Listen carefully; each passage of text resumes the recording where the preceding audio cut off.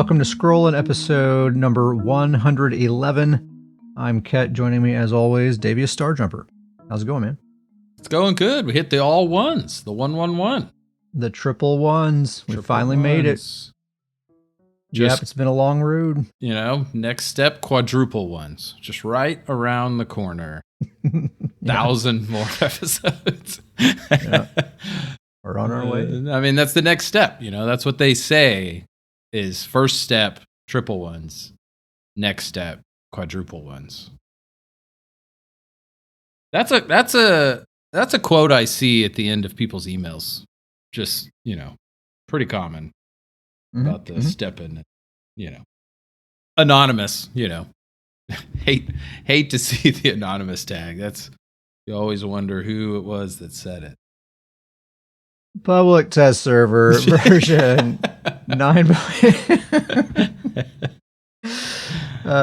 9.2.0 and 9.2.1, weeks 1 and 2 of the update 40 base game patch.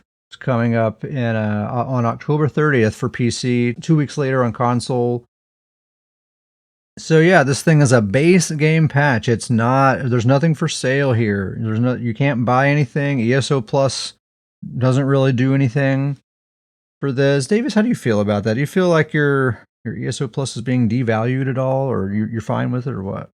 I guess it's not a bad point. You know, my ESO Plus, I'm in it for the craft bag. Let's be honest. That's what it's all about.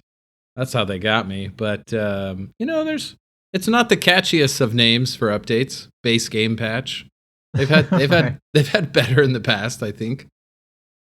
Yeah, I mean, I guess you could call it the Endless Archive update if you want got a little something splashy. But yeah, it's just I wasn't really prepared for that. I was expecting this to be like paid DLC, but it's not. It's just in the base game. If you pick this game up for free and are not a subscriber, you'll have just as much access to this as anybody else. Nachu, welcome to the chat. Thanks for joining us. Welcome. Man, look at this party we got going in. Full chat early on, I know.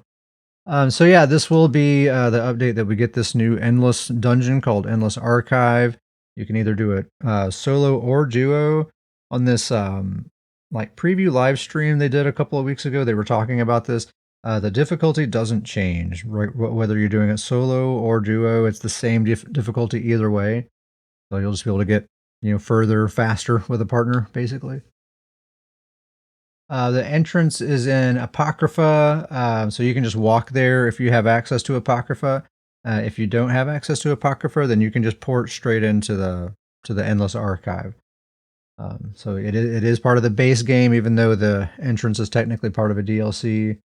And there's your ESO Plus content. You get to see the front doors of this place.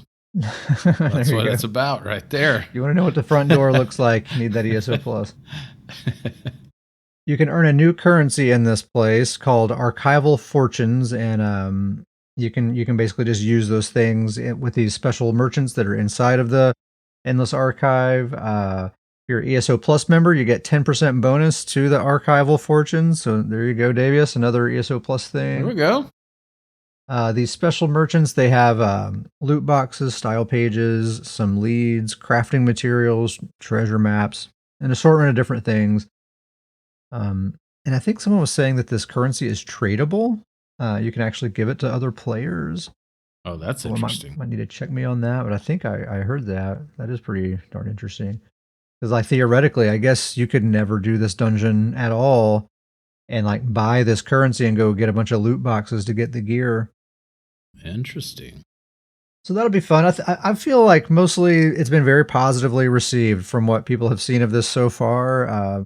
People like the idea of this like never-ending kind of, I don't know, it seems like it has like a roguelike kind of, you know, thing going on there. It reminds me of Hades. I played the game Hades, awesome game, a couple of years ago. And it's kind of like that. Like as you're going, you get these sort of level ups where you can choose one or the other, and it helps you in different ways.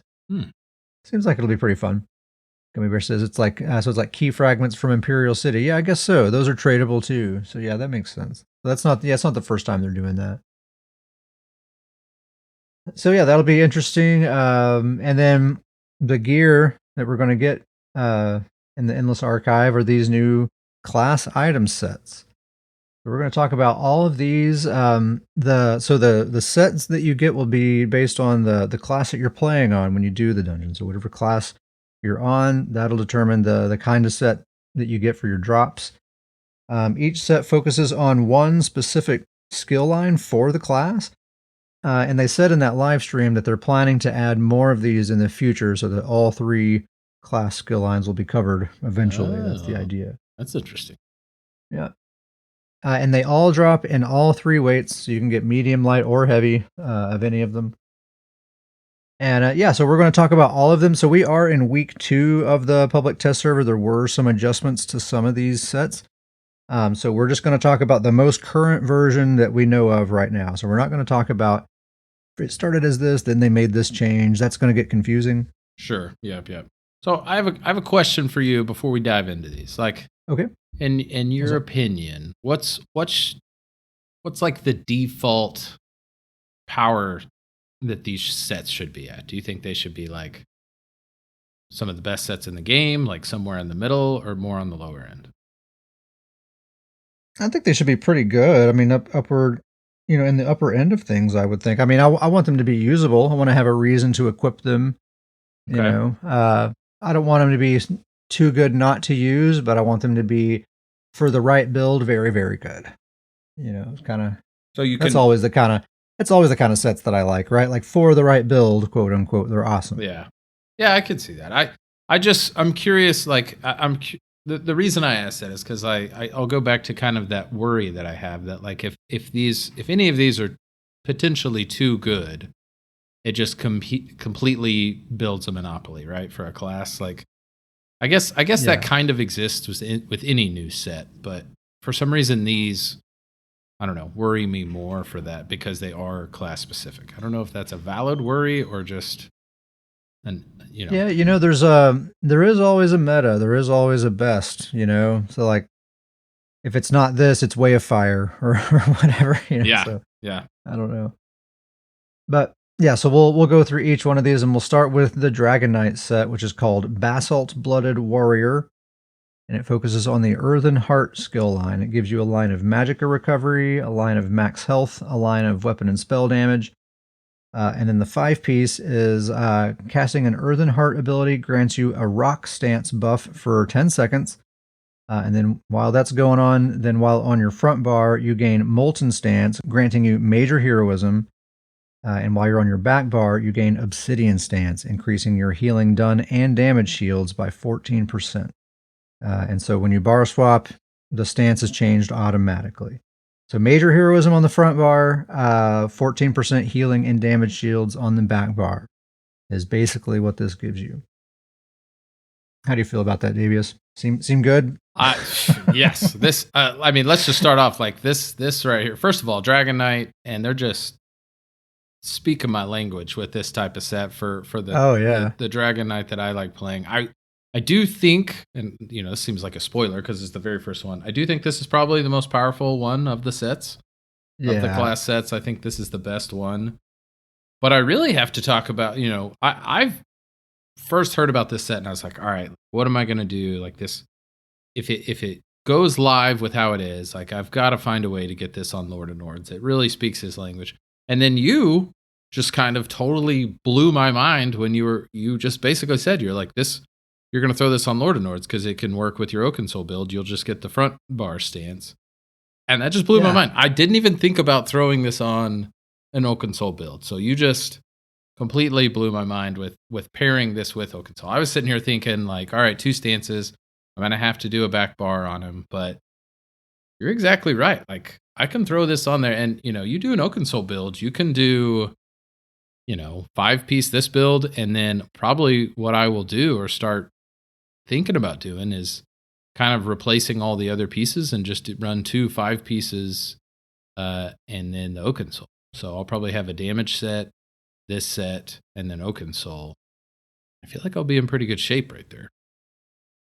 Yeah, and you're using Leap. Oh, yeah. So that'll be awesome. And we're going to kind of be returning back to the original Oakensoul situation with that. And what's neat is, yeah, like with Oakensoul, you can pick whichever bar you want your build to be on. So yeah, you can have basically permanent major heroism at all times, or you could have permanent 14% healing at all times if you want to make like a DK healer or something like that, or just a Mhm. really really tanky DK. Because that 14% is super juicy too. DKs already get a free 12% bonus to healing all the time anyway. So Yeah, that is now the only tricky part is that I currently don't use Earthen Heart ability. So, mhm. but I mean I that's mean, like that's a very fossilize. yeah, that's a very me problem. Fossilize is one of the best skills on DK, and I've always been looking for an excuse to use it. So, pretty easy fix Yeah, there. I bet you'll find a way to get it on there. Yeah, most DKs use fossilize. There's no cooldown on how often you can activate that buff. So like every time you fossilize someone, it's just another 10 seconds, another 10 seconds. Yep. Or even So the Ash Cloud. Ash Cloud's another great option. oh yeah, yeah, absolutely. You're right. Yeah, this set seems very very good. Yeah, and I think part of what makes it so good compared to all the others, as we'll see, is there's no thinking required. It's just like you're going to be fossilizing people, or you're going to be Mhm. using Ash Cloud. It's just going to be happening on its own, and then you just have those buffs, Yeah. and they're just there. I think two parts to it. Like exactly what you said. Like you're gonna have it. It's very easy to get the benefit out of it, and it just the other one. Some of the other sets are really good about this too, but this one is just perfect theme for the class. Like ultimate. Oh yeah, I mean, ultimate on a DK, it's Yeah, just the best possible thing you can do for them. exactly. Yeah. So, and DKs, obviously, as we all know, they're already in amazing shape. And they're getting some adjustments that we'll talk about here in just a little bit. But really, all in all, they're doing excellent. They're getting an excellent new set added to their to the tools that they have available. So let's see if the rest of them hold up here. So the next one is the is the Templar set. It's called Wrath Sun. It focuses on the Dawn's Wrath skill line. It gives you a line of weapon and spell damage, a line of crit, a line of weapon and spell damage. And in the 5-piece, it's kind of a mouthful. When you deal damage with the Dawn's Wrath ability, gain a stack of sunlight for 10 seconds once per attack. You can have 50 stacks max and gain 12 magicka recovery per stack. When at max stacks, your Dawn's Wrath abilities deal 25% bonus damage, and a Wrathful Nova is automatically cast on the enemy, but you cannot refresh sunlight, so those stacks are going to fall off. When sunlight expires at max stats, you lose 50% of your current magicka. A lot going on there. Rolls right off the tongue. Rolls right off the Yeah. tongue. So basically, anytime you deal damage with one of your Dawn's Wrath abilities, so Reflective Light, Solar Barrage, the Nova Ultimate, any of that stuff, then you're generating these stacks. So it's kind of weird. It's once per attack. It's also once per dot tick will generate a stack, but like Solar Barrage, it can potentially hit multiple enemies at once, right? But it's only going to give you one stack per tick. But you can get multiple stacks at a time if you have multiple different abilities, generating those stacks. But either way, I did some testing on this on PTS. It takes kind of an eternity to get to those stacks, even when you're using all of the abilities. It takes me about 30 seconds or so to get there when I have like 3 target dummies piled up together. So to me, I don't know. This one seems, in PvP at least, this one seems very, very like niche at best. Yeah. Probably not useful at all, really, for most PvP situations. That's kind of my thing. I love the idea of it. Like I really like the idea of this like casting these novas and these like just coming down and doing this AoE, but kind of exactly what you said. Like you've got no control over who they hit. And it just you're not getting enough of them. Like it seems like it's very difficult to get that many stacks built up, and then when it does proc, having no control over where it hits, like I don't know, just Yeah, it doesn't seem like enough to. and that Wrathful Nova, it's your Nova Ultimate. It's just like a clone copy of that. The devs even say it's the same radius, damage, and other effects as the regular Nova. So I mean that's cool, but yeah, like you're talking about there, it's gonna proc on some random person. You can't really control when it's going to appear. In PvP, all you have to do, all someone has to do is just step outside of it, and then that's just a wasted proc. It's doing nothing now. And 50 stacks of a proc. And then you got to get back to 50 stacks. Yeah. Even in PvE, that can be useful, but in a lot of fights, I don't know. It's such a stationary thing. If things are moving around at all, or it could proc on a random mob that's behind you or whatever, like it's just going to be tough to use, I think, in a lot of situations. Yeah, I wish, and I don't know, like I don't know what it would take for this to make it seem more appealing to me. Like probably the easiest thing is just less stacks. But I do get that if you make it too low of stacks and Novas are just proccing everywhere, like this could be very overpowered very quickly. But I'd like a weaker Nova more frequently is what I want. Yeah, I would agree with that. Like, yeah, like make it, it doesn't have to be the exact same Nova. Make it like little smaller Novas that can hit and just more often. That would be much more useful. Yeah, that's what I think. But yeah, in that iteration right there, I don't think it's going to be useful for very many people. I'm sure maybe some people will be able to kind of, build around it and do a little something. But I doubt this one's going to be a too good not to use set the way the DK one is. The next one is the Sorcerer set. It's called Monolith of Storms. Focuses on the Storm Calling skill line. It gives you a line of crit and 2 lines of weapon and spell damage. And then the 5-piece, dealing damage with a Storm Calling ability's initial hit or every 5th tick creates a monolith near the enemy for 10 seconds, up to 1 every 1 second.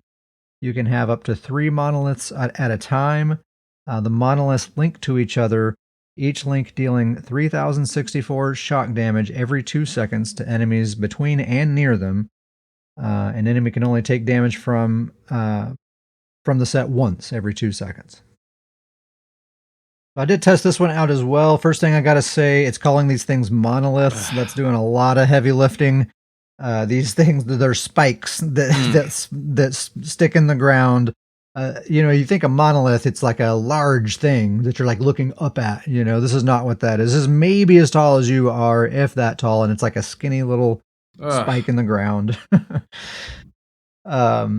But despite that, it seems like so at least for PvE, it seems like it's fairly usable. For me, I was just using Liquid Lightning and Hurricane were the only storm calling abilities I was using, and I was getting a permanent uptime on all 3 of those monoliths on just a single target. So I think in PvE and you can kind of summon those things frequently enough. I think that it's pretty easy to use. If a fight is moving around a lot or whatever, it's not going to take long to just get those things going again in the new location and stuff. So I think in PvE, definitely usable. The damage seems about comparable to any other proc set, I think. So I don't know if it's actually going to be worth using or not, but it does seem actually at least usable. So disappointing when you told me about the animation on this. Like I was expecting Stonehenge to pop up in the middle of a fight. Like, yeah. I was thinking like a Spellscar and Craglorn, those giant black spikes that come out of the ground. I was something like a small version of one of those is what I was thinking. It's a bummer. Little. That's tough to get behind. But the other thing that I think could be potentially like pretty funny to see is I'd like to see like a 4 squad of Sorks and a BG all run this just to see how many spikes could get going. I didn't think of that, but yeah, just all those things, just the whole battlefield covered in those things, like just landmines everywhere. Yeah, like nowhere to go. I think that would be hilarious to see. Actually, that could be pretty cool. I think it said they have to be at least 28 meters from each other, but still, that's a long way for them to be linking those beams up together. Yeah. We may need to give that a try. Just to see. So that's the Sork one. That one seems at least usable in PvE. I feel like, unless we're doing something like that you just mentioned, I think in PvP the usefulness is going to be pretty limited. Yeah. The Nightblade one I think is maybe my favorite one. It's called Soul Cleaver. Focuses on the siphoning skill line, which is an amazing skill line. It gives you a line of weapon and spell damage, a line of max health, another line of weapon and spell damage. And then while in combat with at least 20 ultimate, this is another mouthful. This is going to take some explaining. Prepare yourself. While in combat with at least 20 ultimate, strengthen your siphoning abilities at the cost of ultimate. Increase the damage and healing of siphoning abilities by 17% of your current ultimate, up to 200 ultimate from a minimum of 3% to a maximum of 34%. Reduce the cost of siphoning abilities by 15%. Casting a siphoning ability while in combat drains you of 1% of your current ultimate with a minimum of one ultimate. Lot going on there. I reworded this to maybe make it a little easier to digest, at least for myself. So basically, as long as you have at least 20 ultimate, then your siphoning abilities cost 15% less. The damage and healing of your siphoning abilities is increased by 17% of your current ultimate, which caps at 200 ultimate. So 17% of 200, that's where the 34% comes from, right? 17% of 200 is 34. So that means your siphoning abilities are dealing 34% more damage and healing for 34% more as long as you're at 200 ultimate or more. And then every time you use a siphoning ability, you're consuming 1% of your current ultimate. So if you're at 200 ultimate, that would be 2 ultimate every time you cast a siphoning ability. Now your base ult regen is 3 ultimate per second. So it's actually going to be really easy. You'll probably never dip below 200 ultimate as long as you're not using your ultimate. You can just kind of cruise along right there. And that's how I'm thinking you would use this. You would just not use your ultimate, maybe just hang on to your back bar defensive ult, use that in emergencies, but otherwise just keep your ultimate. They did say that Soul Tether, the siphoning ult, does not benefit from this because it'll get consumed before it actually hits.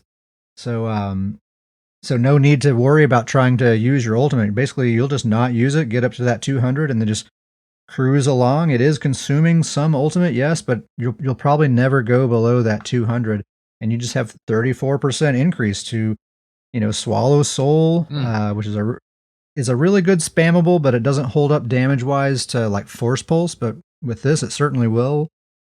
Plus, it heals you. Shrewd Offering, the burst heal. So I mean, that's gonna what? It's going to cost 15% less. It already costs almost nothing. And it's going to have 34% additional healing. I mean, that's just going to be nuts. This one seems the most thought out, right? Like the most planned, meticulous. Like this one is very detailed numbers. Like they really mapped this one out. Seems very good. Oh, so Joral's talking about in the chat here, what about using this with the Pearls of Elnafay mythic item? When you attempt to use resources to cast a healing ability while in combat, and your dominant resources under 50% gain 3 ultimate. Yeah, that could help you kind of outpace that ultimate drain. But what I'm saying here is like, even if you're not doing that, like you're not draining more ultimate than you're gaining. You're still gaining more ultimate than you're using. Even so, up to, until you hit 300 ultimate, and then you're breaking even there. Yeah. And that's not counting if you have major hero or minor heroism and, combat frenzy, like you get ultimate when you kill other players and stuff like that, Yep. So. And that's the part that stands out to me is 34% is huge. That's a big percentage. And a 15% cost decrease also. I mean, I'm thinking about Shrewd Offering. That thing's already like you can spam that thing infinitely. So, I mean, just even more infinitely. Plus, it's 34% stronger, your main burst heal. Or, yeah, the other morph. That might allow you to afford using the other morph, which gives you the minor mending. So, yeah, I think this is going to be a really good one. I think it's something that you kind of need to plan your build around. It's potentially super strong, but only for the right build. Yep. The bread and butter abilities that Nightblades are known for, a concealed weapon, in-cap, merciless resolve, this doesn't apply to any of those things, so this is for like a different kind of Nightblade, which I think is really cool. So yeah, I'm thinking like a ranged mag blade, like the old school ranged mag blades that we used to see all the time. I'm thinking they may be making a bit of a comeback with this set. And then the Warden set called Gardener of the Seasons focuses on the green balance skill line, the healing skill line. It adds the 2-piece gives you 4% healing done. You get a line of magicka recovery and a line of weapon and spell damage. And then the 5-piece, casting a green balance ability grants you Herald of the Spring, causing your green balance overheals to apply minor heroism for 3 seconds. And then casting 2 non-green balance abilities within 2 seconds consumes Herald of the Spring and grants you Harbinger of Fall for 10 seconds, causing your green balance overheals to create an 8-meter area for 5 seconds, applying major maim to enemies and minor vitality to allies. You can only create one area once every 5 seconds. You cannot have both Herald of the Spring and Harbinger of Fall active at the same time. So another mouthful to that one. But basically, when you overheal someone with your green balance abilities, you're giving them minor heroism. And that's basically just all the set is you're just giving everyone minor heroism when you heal them with your class abilities. But then basically, like if your team suddenly starts taking a bunch of damage and it's kind of like panic mode, then you could cast 2 non-green balance abilities. So Polar Wind, for example, cast 2 Polar Winds in a row, and now you're in kind of oh crap mode, right? And you're giving all your enemies in the area major maim, and you're giving your enemies or your allies minor vitality, so they're taking more heals. And then when that situation's over, you're back to, just giving them minor heroism all the time so they can be doing more damage, getting to their ultimates faster and that kind of stuff. I actually really like the idea of this set. I feel like you're really going to have to think about how your build is put together so you can kind of choose when to be in one mode or the other. It seems like fun and interesting and actually pretty good if you can manage to pull it off and use it well.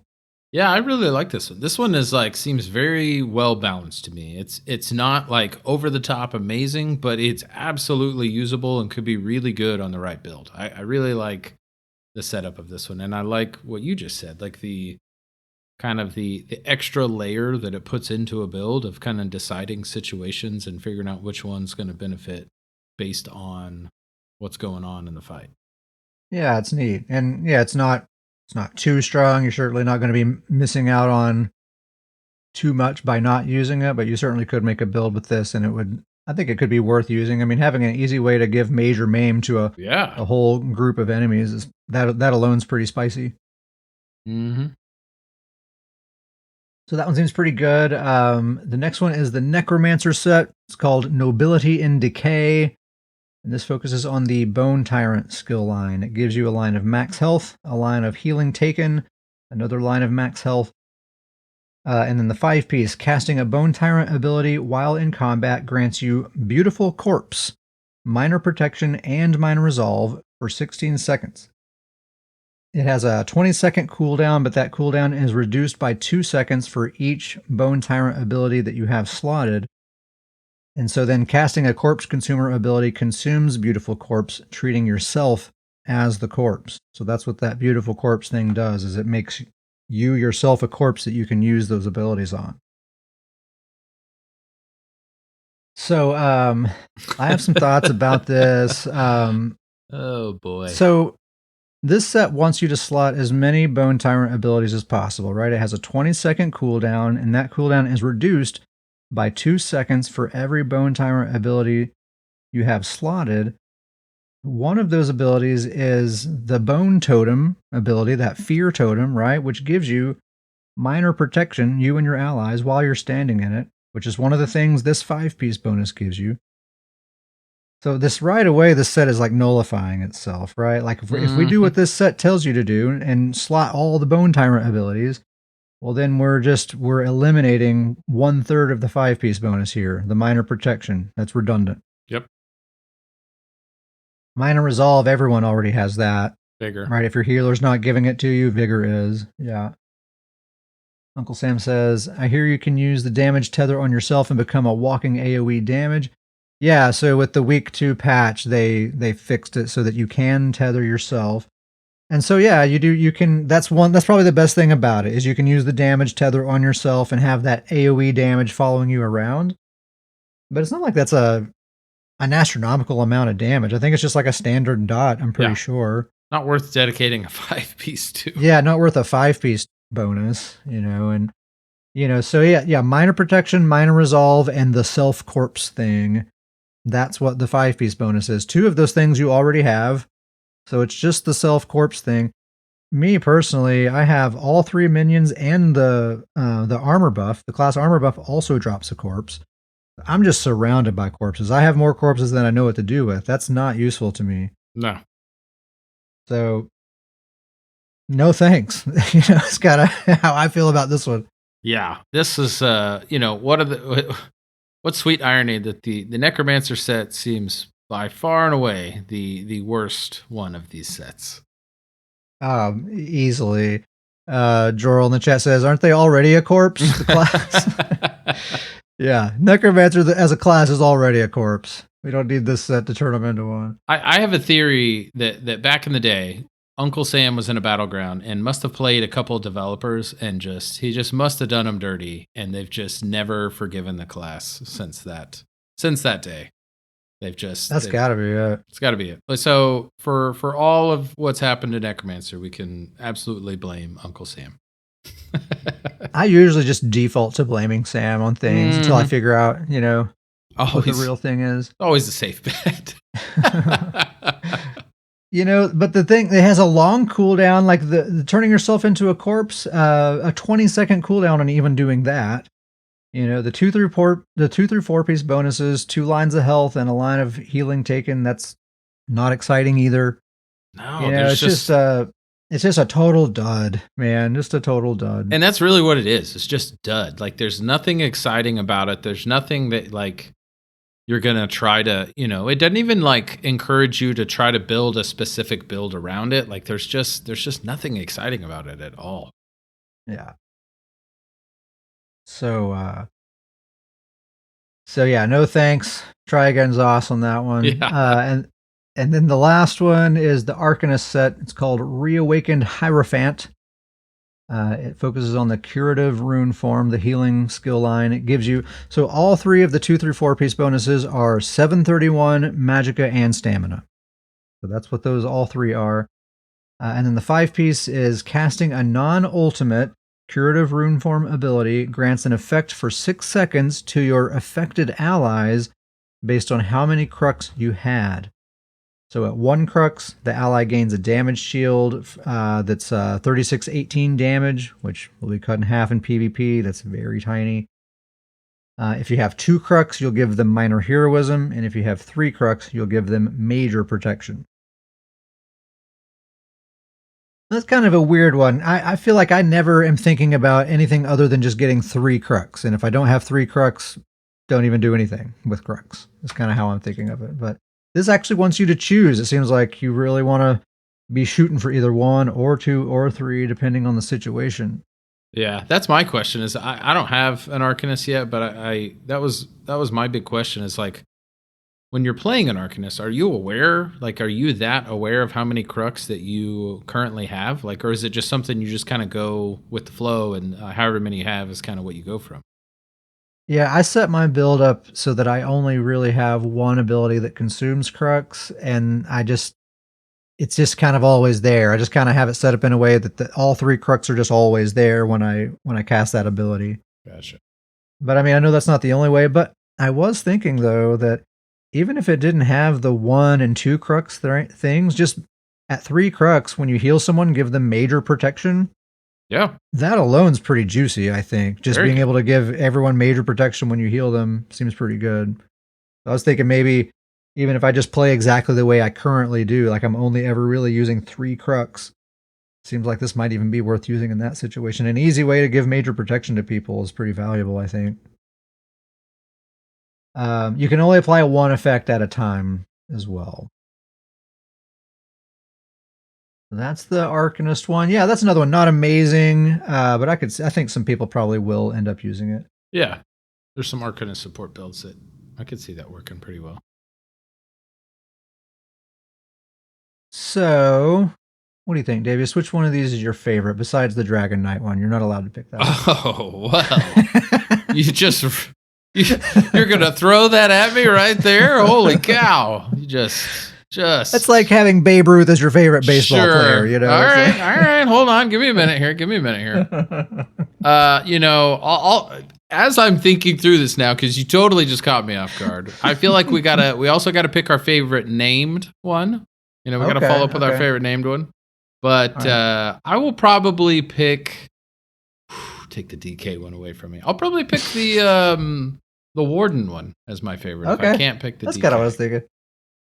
Yeah, I mean, I knew you'd like the DK. Well, that's Yeah, obvious. you knew. That's You obvious. knew. Yeah. Major heroism. That's kind of a theme through all these. Like, how many of these have heroism, either minor or major, involved with them? Like, it seems like a very big push right now. Yeah, more and more just ulti-gen being pumped into the game in general here lately. Mm-hmm. I think my favorite one, like I said earlier, is Soul Cleaver, the Nightblade one with the siphoning stuff. I think that one's really, really cool. I really like the siphoning skill line. It's an awesome skill line. And I like kind of encouraging Nightblades to really lean into this skill line and make that kind of Nightblade again, which was actually really popular in years past, but it's been a long time. But as far as the name, I like the Necromancer name, the Nobility and Decay. It's just kind of fun. Yeah, there we go. The names, the Necro will get something there. I'm gonna go Warden again. Gardener of the Seasons. I like that one. It's a good name. It's a very odd name. That's like an oddly named set. Mm-hmm. That's the class item sets. We're also getting this new group finder. So this is the thing we've been anticipating. Earlier in the year they were talking about. They said something about a pre-made group finder. It finally is happening, but it's not at all what we were hoping it would be. We should have a moment of silence for everybody to readjust their expectations. Just a quick moment of just reassess. Yeah. Okay, we assessed. So this is not a lobby system for Battlegrounds, not at all. What this is it's a tool that you can use to find people to group up with. And then once you have your group formed, you go and queue for activities just like normal, just like you always have. So if you find a group of 12 people and then you go queue for BGs, it's going to say that's too many people for BGs. You need a group of 4. So that's a bummer. If I can kind of pretend that I never was expecting a lobby system, sure, and just look at this for what it is, it's actually pretty cool as it is. At the very least, it's going to be a totally different situation finding groups to run trials with, or finding other people to join your group and that kind of thing. The Craglorn zone chat is going to be a totally different ball game now. It's going to be a lot quieter, I think. But it's pretty cool. You open up this menu, you can browse through all these listings of basically people advertising their groups that they need members for, and by default, you only see listings that you qualify for. So like the people who make these listings, they can set their criteria of like, what level you need to be, what the roles need to be, and that kind of stuff. If you qualify, you'll see them there, and you can choose like, okay, I'm trying to find groups that are wanting to do trials, or there's all kinds of activities. There's all sorts of like drop down lists and stuff. Trials is the one that I keep going to, but there's dungeons. You can browse by like battlegrounds and PvP and stuff like that, but it's just to form the group, and then you go from there. But I think it's going to be a totally different ball game now. Like if we're wanting to just farm some gear from a trial, like a lot of times I'll just say like, never mind, I'll just figure out a different build because I don't want to mess with finding people and all. It's a big pain a lot of the time. But I might be a lot more willing now to like, let me see if any people are looking for a DPS for this trial. Oh, yep, found one. Here we go. Yeah. I think you're the one that told it to me like this, but it's kind of like the guild finder, but instead of finding a guild, you're just finding a group. Mm-hmm. Yeah, it is kind of like that. Or also even for like the arenas like Black Rose Prison, Dragonstar Arena. Yeah. Finding people for those things. It's going to be nice. And I mean, potentially even Battlegrounds might end up benefiting like in the future, like people who maybe aren't in PvP guilds and like basically just randoms finding other randoms to group up with. Maybe I doubt it though. I don't know. I'm trying to be positive. I hope it doesn't come back to bite us that it's like flag only group. Chaos Ball professional group. Join this group. Uh-oh. So that's a group finder. It is a very nice quality of life thing that they added. I am happy to have it. I'm I'm trying to push past the disappointment. Yeah. It's a good quality of life. Good quality of life item in the game. It certainly is, and it's definitely something I'll use. I mean, I definitely will use it. We also have these now, or we're going to get these new Grand Master crafting stations. You can purchase these for 1,500 RIT vouchers at the RIT vendor.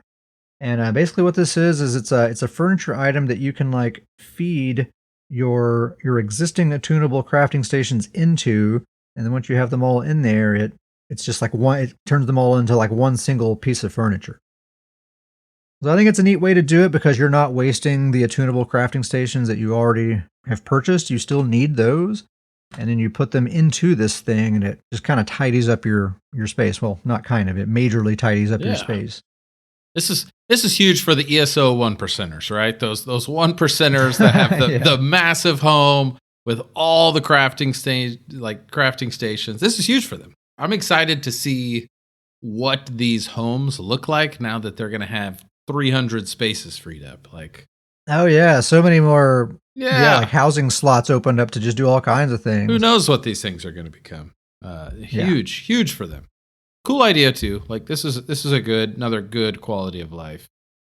Also, just from the perspective of the people who use those guild halls for those crafting stations, just so much less clutter to sift through. It's going to be so much easier to just find the station you're looking for and stuff. Yeah. So I'm looking forward to that. Small thing, but that'll be nice. The best thing about the update by far is this jewelry crafting rebalance. Long time coming, man. So this is a game changer here. Yeah, this is going to be a huge change for the game. I mean, massive. So no such thing as grains anymore. There are no grains. Once this update goes live, once you log in, any existing grains that you have right now will be converted into a plating. Every single grain will be one whole plating. And any current platings that you have will be turned into 10 platings. That's wild. So if you have 6 platings right now, that'll be 60 platings once you log in after this update. No more grains, no more refining grains into platings. Just like if you're upgrading a piece of leather pants or something, right? There's just the upgrade material. There's no refining going on there. So, they're going to be making it a lot easier. They're kind of balancing it similar to all the other crafting professions where it takes a similar amount of materials and stuff to do the upgrades and all that sort of stuff. So jewelry is going to be a lot less expensive. Jewelry materials are going to be a lot less expensive. You can do normal dungeons for jewelry pieces and just upgrade it. No big deal. You can buy blue pieces, green pieces from guild traders and just upgrade them. No big deal. This is awesome. Yeah, this is going to be wild just to see what it does for the in-game economy. Like this is a major change to what gold is going to be in this game, just because those gold platings for jewelry are such a gold just strategy for a lot of those grinding, players, those farming players. Like just to see what this does to the economy is going to be wild to see. Because I mean, we're talking those things. I mean, how much are those things going for now? 500,000 gold per one plating? And sounds about right. And based on this, like it would be very realistic to see those after, I would say, it'll probably be pretty quick, but those are going to come down to other gold material item pricing. And it's just going to be wild to see what that does for the game. Yeah, I might actually like fully gold out a build once in a while.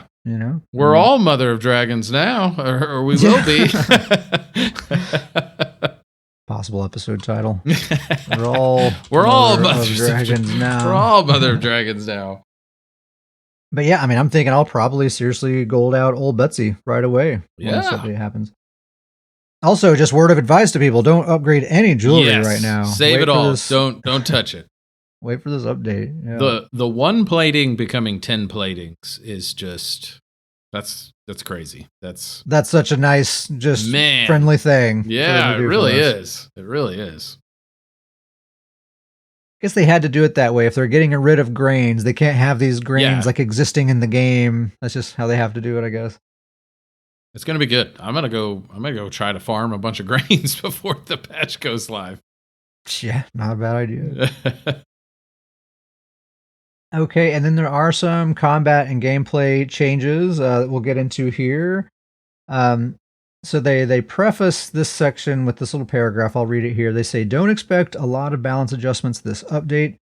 We're slowing down to let changes to values and functionalities bake longer, so we can get more robust data and patterns before adjusting anything." I feel like they've been saying that for a few patches now. Yeah. Right? They did like That we're ready, guys. Like the data is Yeah. in, you know.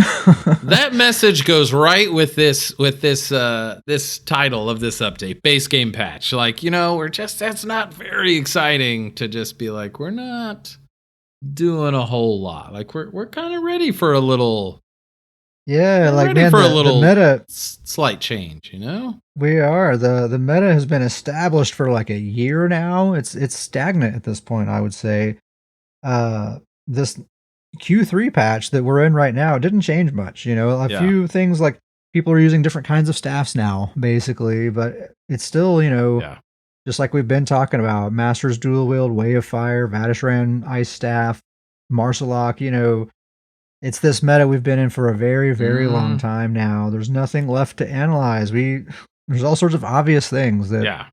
can be done. We're ready. And I would say seemingly, and this is just my complete opinion that I just came up with 3 seconds ago. So very a lot of philosophy to it, but it seems like the longer a meta goes, the more tanky it gets over time to me. And I feel like that's kind of where we're at. Like looking at the meta right now, like it's kind of wild to think about. Most builds are running 35, 40, 45k health, and it's like I'm kind of ready for something to shake it up to kind of knock the tankiness back down to a more normal level. I think me and you are both on that same page that the more tanky it gets, the less excited we are about the meta.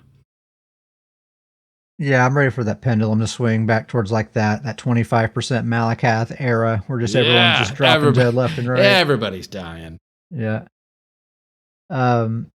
But yeah, I just wish they had just left that paragraph out. Honestly, it annoys me more them saying that than just saying nothing at all. Just don't even add it. Don't even add it. Yeah, just let the notes stand, on their own 2 feet rather than, because that just seems very disingenuous, honestly. So we'll skip some stuff. There's some things that are like not super impactful that you're probably not even going to really notice, but we'll just kind of focus on the things that you probably will notice. So for the Arcanist, the Rune of Eldritch Horror, that's the fear/charm CC ability. So they improved how this ability completes its delay timers to be more uniform with other delays, such as Rune Prison, to make it feel more fluid and responsive to break free. Thank goodness. Oh man, this ability's been driving me nuts lately. Yes. Hey, welcome, Brandon. Thanks for joining us, man. Yeah. I mean, this is something everyone has complained about ever since the Arcanist was introduced, right? Like this thing it takes forever to break free out of.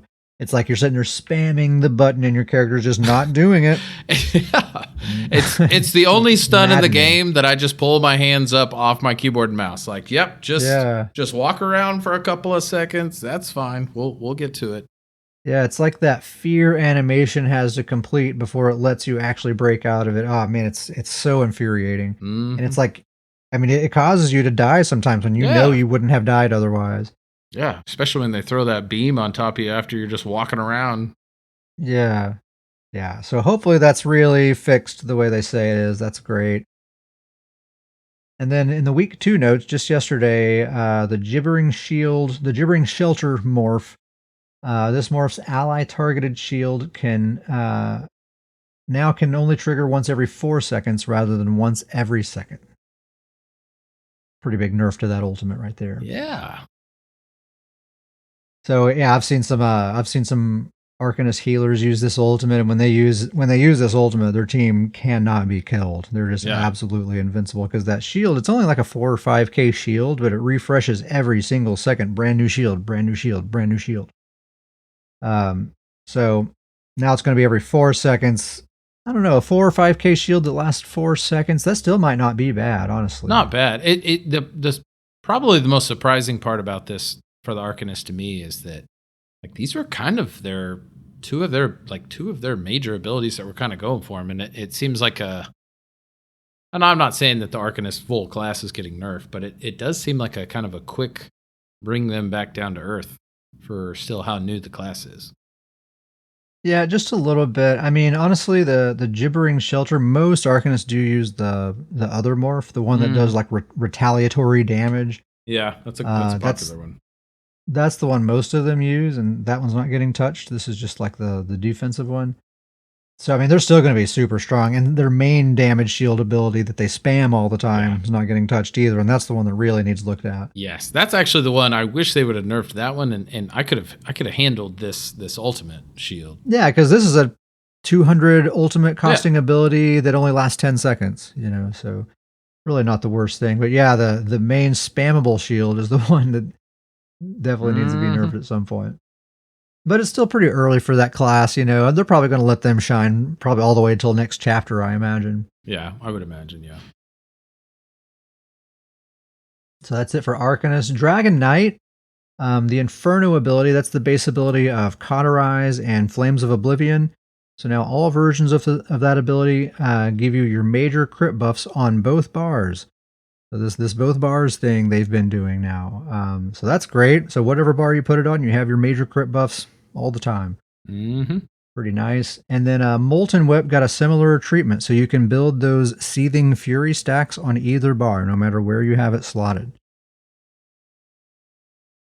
So I know for me personally, that's huge for me. Like I'm very particular about like my bar arrangements, and certain kinds of abilities need to be in certain kinds of places. And that way, like I'm not really thinking about the buttons that I'm pushing. I'm just kind of going on reflex and all that stuff. And these sorts of little convenient things are really helpful for me to just get the bar set up just how I like it. I like that. And then in the week 2 notes, Corrosive Armor. Corrosive Armor Ultimate. Here it is, people. This morph now disables ultimate generation while the ability is active. Welcome to the year of the leap. It is time. Welcome, come in. The water is fine. Mm-hmm. It's so the devs say that the dev comment says that Corrosive has been too powerful since more sources of ult gen have been added to the game. DKs are just able to stay in Corrosive for way too long. I think they did a good thing here. For one, I mean, Corrosive, yeah, it's way too prevalent. I also like that they didn't actually make it less powerful. They just made it so you're not going to be able to be in it as much. But when you are in it, it's still the same Corrosive it's always been. I liked this change. I actually did quite a bit of PvP with Uncle Sam yesterday. And I liked this change before, but we ran into some situations yesterday where we both were just like, absolutely, this change makes complete sense. We ran against a team. There's 3 of them. And one of them was a support healer giving ultimate. And both the other teammates were DKs, and they were in Corrosive leaping us. And it was so oppressive. I mean, I've heard of that. Me off guard oppressive. And we both were like, okay, wow, yes, that completely makes sense now.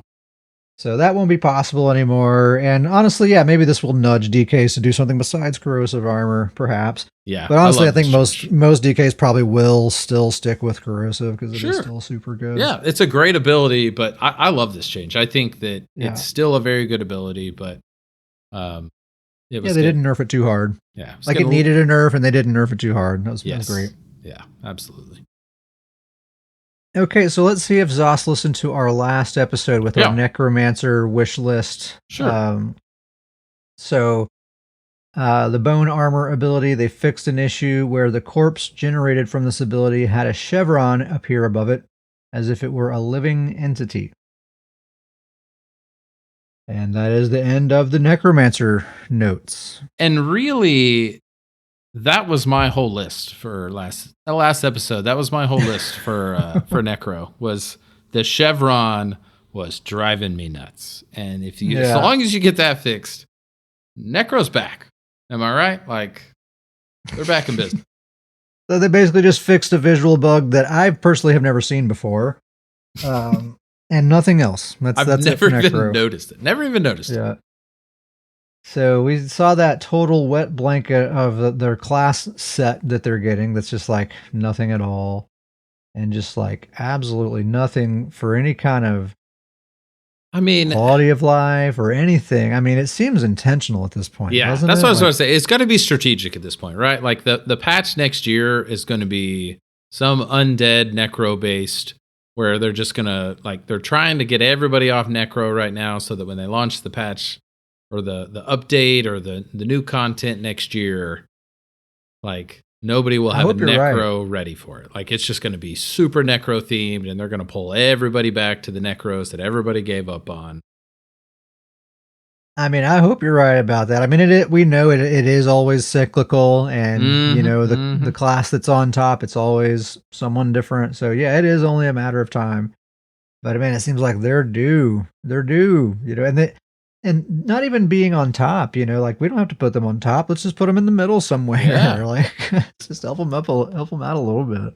The only worrisome part to this, and I don't think this would happen, is but now that they've kind of like this year they seemingly got kind of back on track with content and released the Arcanist. Like if next year they come around and they release another class again or something, like oh boy, might be time just to delete the Necros. Yeah, like gotta delete just Necro. just let them go. Like they'll never come back if that's the case.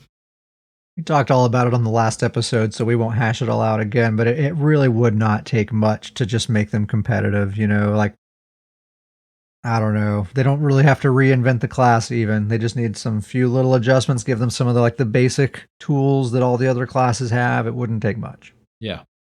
So anyway, Necro got a visual bug fixed. Sork's basically got nothing. Nightblade's basically got nothing. They're both in great shape, so that's fine. Templar, Radiant Glory, that's one of the morphs of the beam. That's the one that heals you while you're channeling the beam. So now it also restores magicka while you're channeling, and it's based on your enemy's missing health. So you get more magicka the less health they have. So a beam buff. Yeah. And then yeah. And then the restoring aura ability, that's the base ability of repentance that gives you those 3 minor sustain buffs.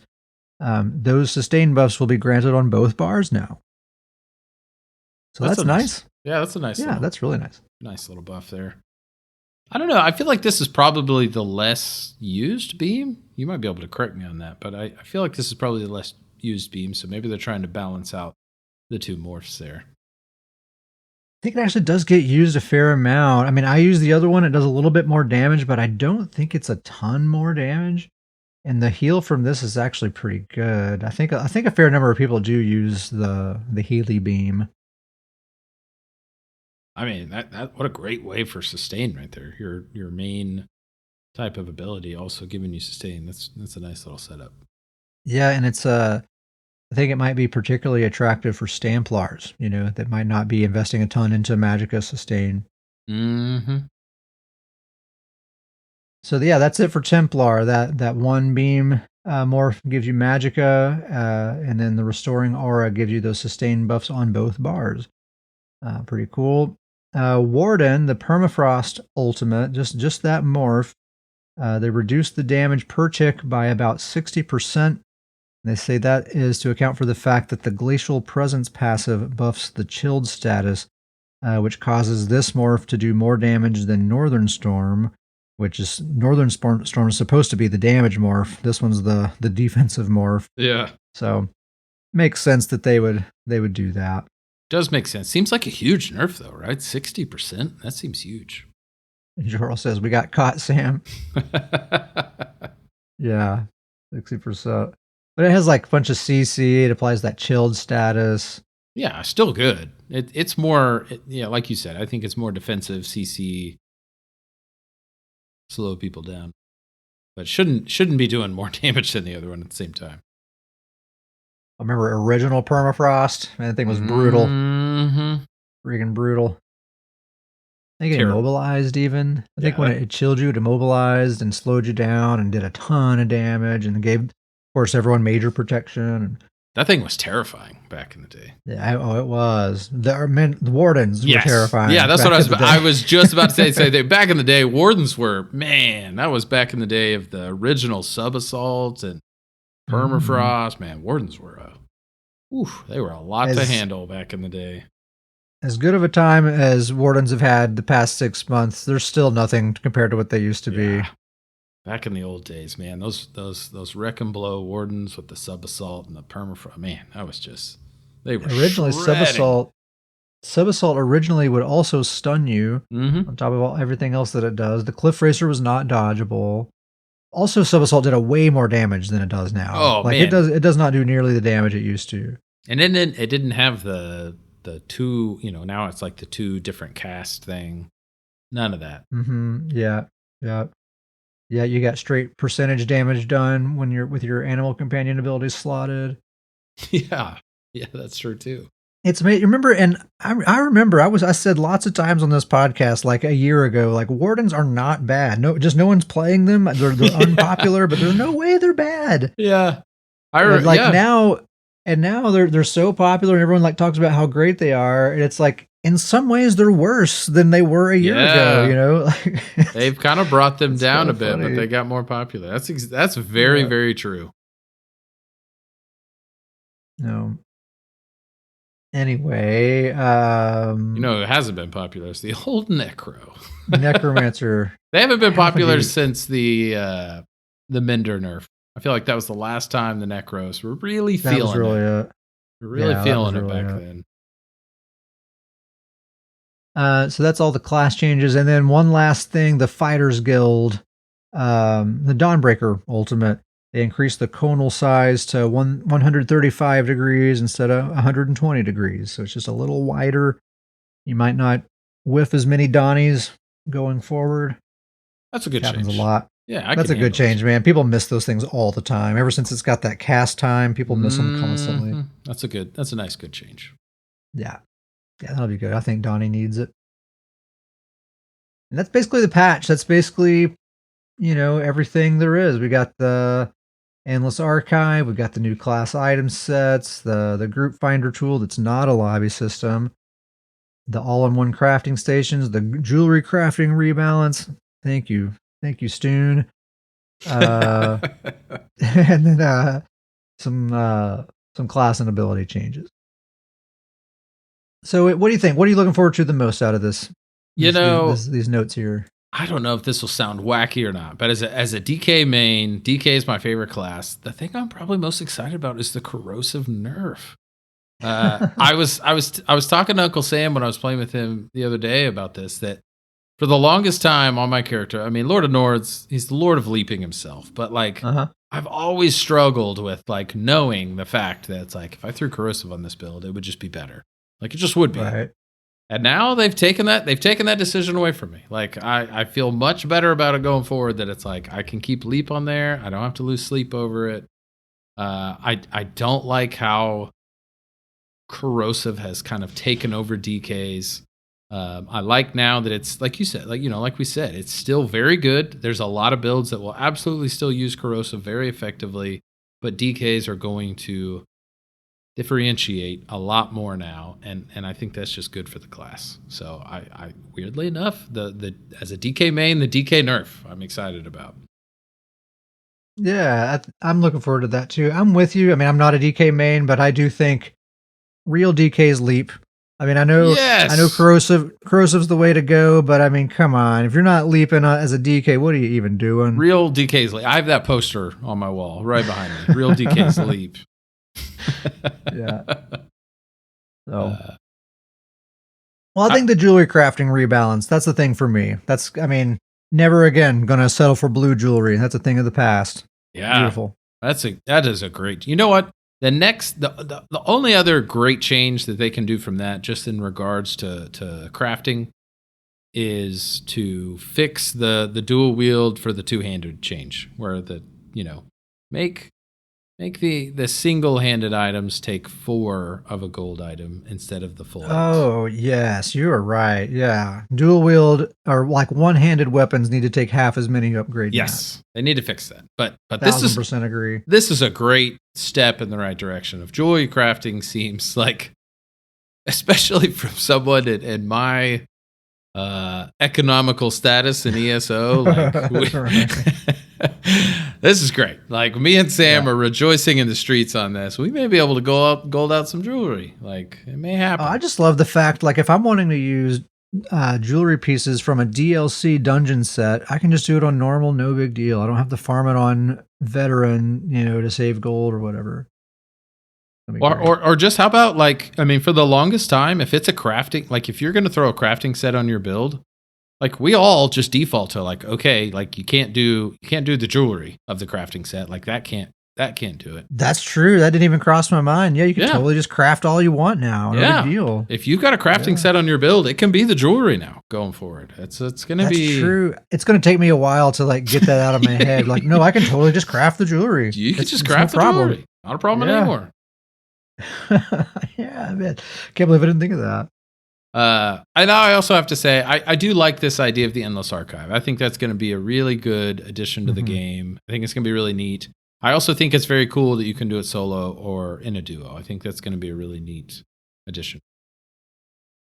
Yeah, I think it's going to be a pretty popular thing. They got the leaderboards all kind of going for it. There's all this like special currency.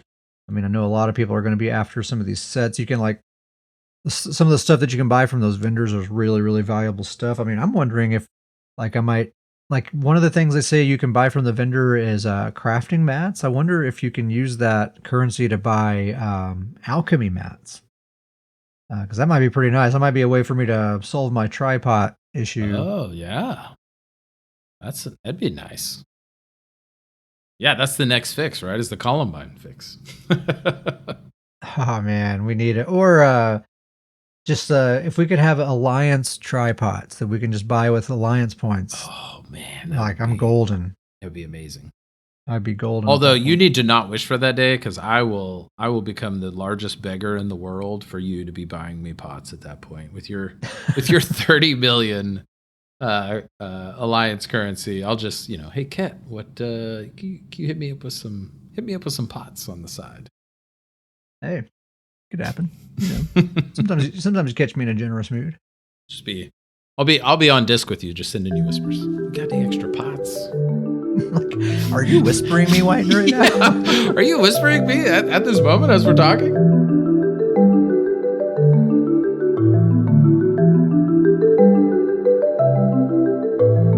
Well, we've been playing a bunch of BGs like usual. It's Crazy King weekend. Is it over? It ended this morning, right?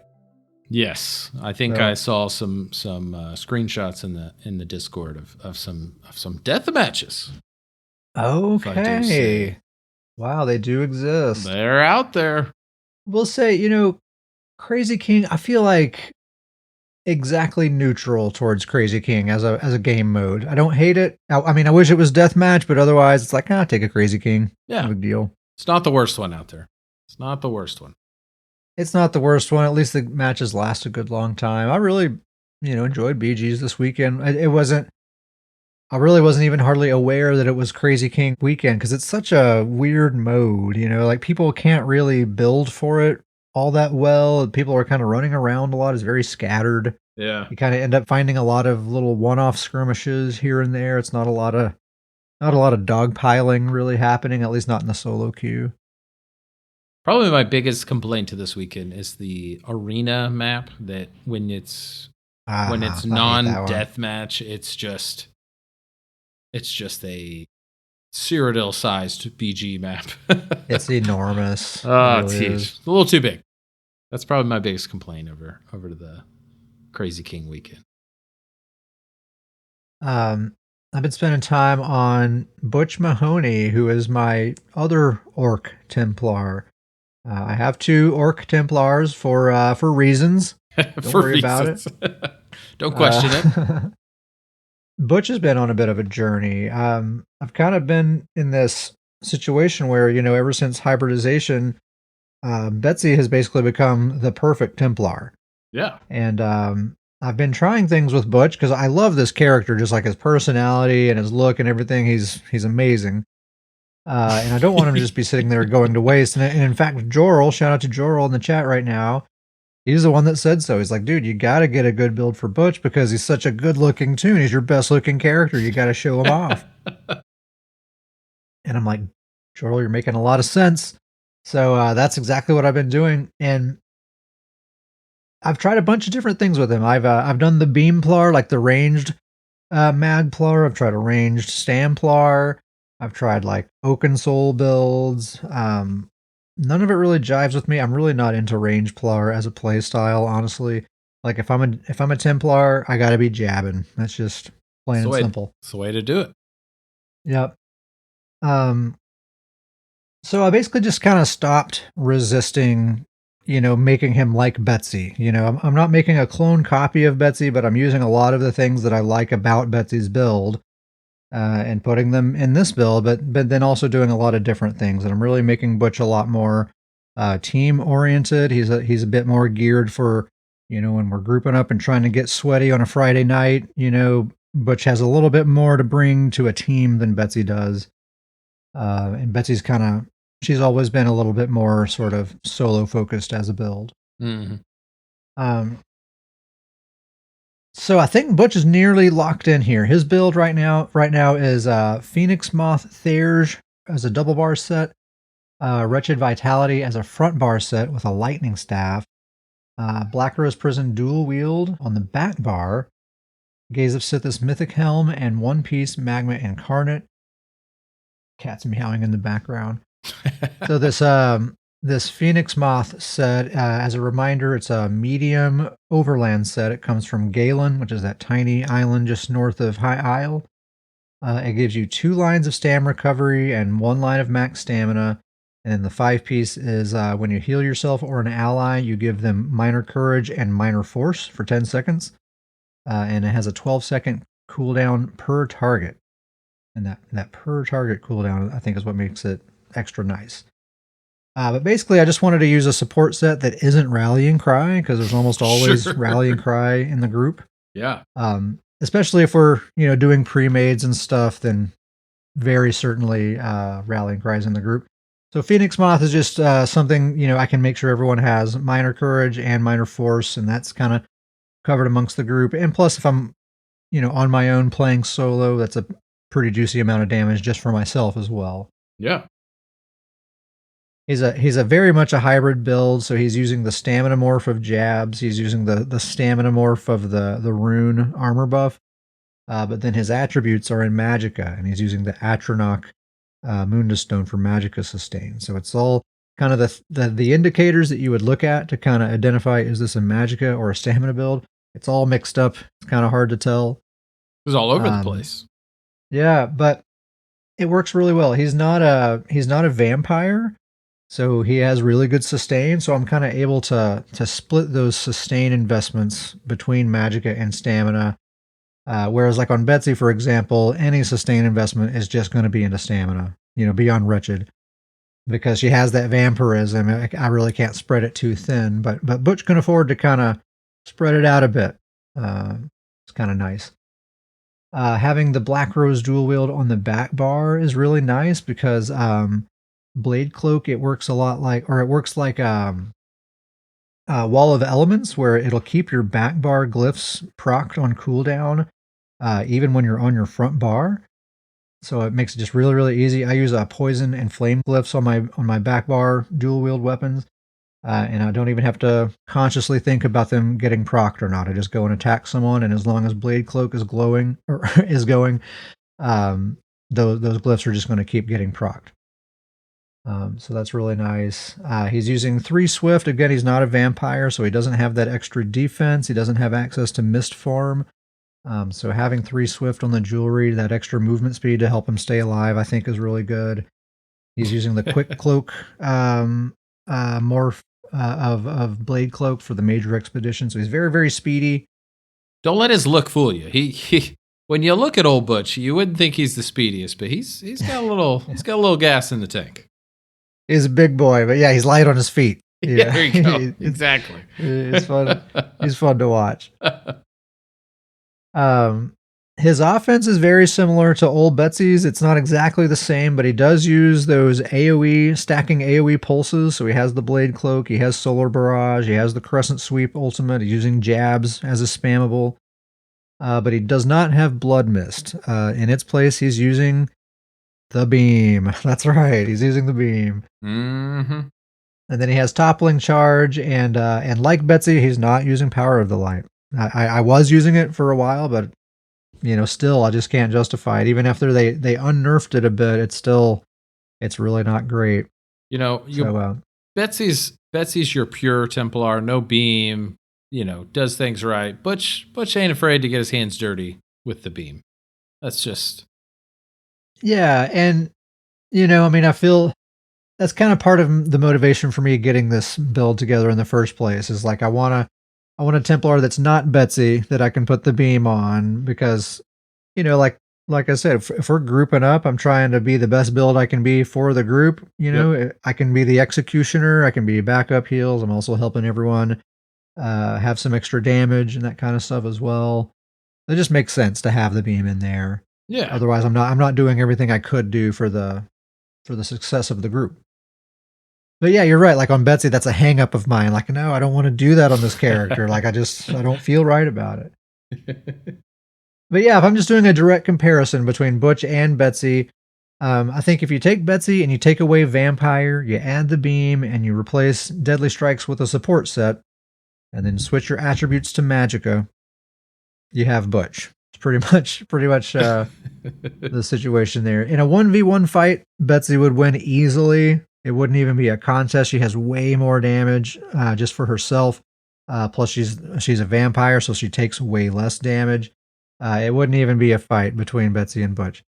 But in a group, Butch brings a lot more to the table, and I think overall, a group would rather have Butch than Betsy, probably if given the choice.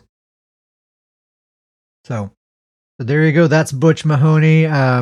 I'll put a screenshot in the Discord for anyone who hasn't seen him yet. He's the best thing about the dude is the look. He's just got this look that you wouldn't believe, man. It's so good. Fantastic. He's the first one that's going to have a Sea-Doo mount in ESO. It's going to happen. Oh yeah, he's got a Sea-Doo, and he likes to drink Coors because that's what he can afford. If it's payday, he's drinking Budweiser Red Label. Yeah, the Bud Heavy. He's a Bud Heavy guy. He's a Bud Heavy man.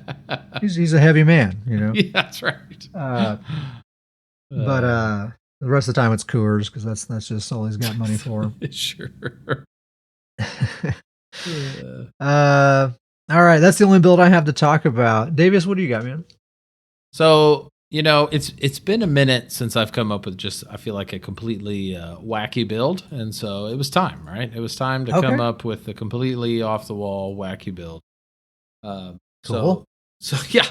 So the idea that I've come up with is my Necro, my Magcro, the Never Ending Nord.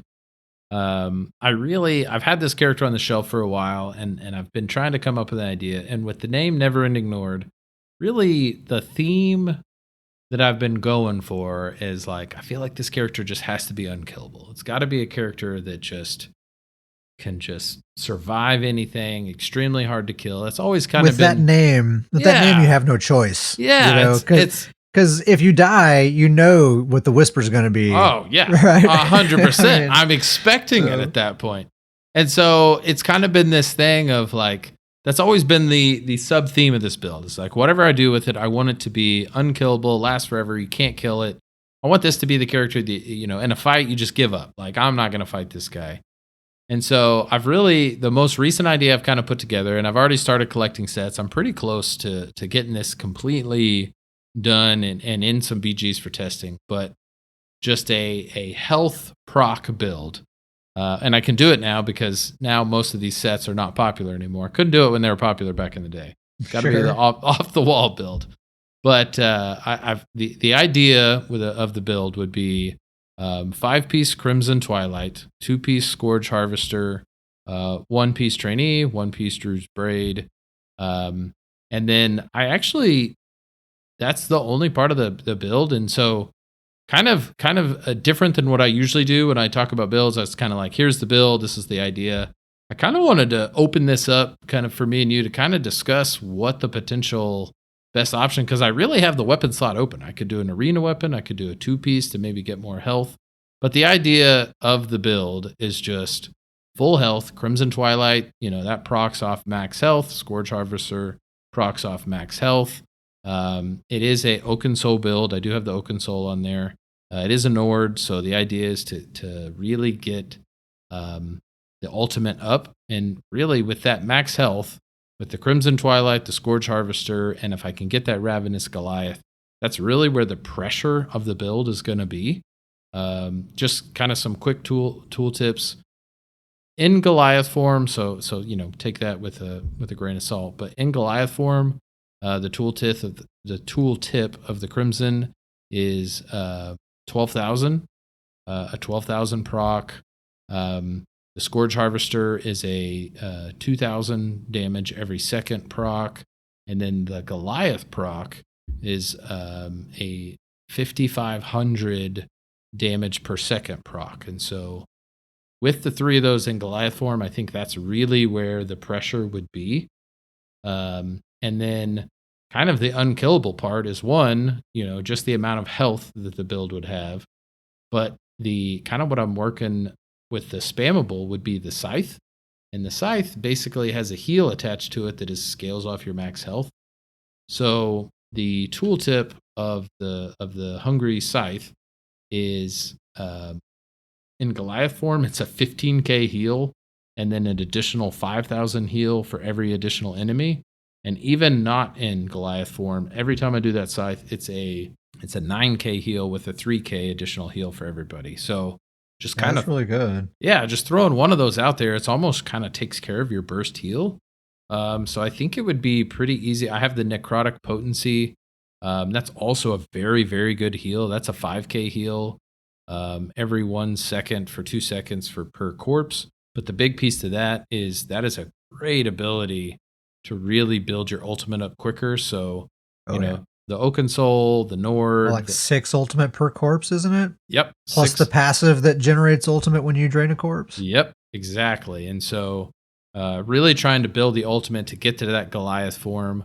I've got Blast Bones on there. I've got the Siphon that is the AoE. But one of the struggles with this build, with just going full health, like everything into health, because that's kind of what it's about, is that sustain is not great. Max stats are not great.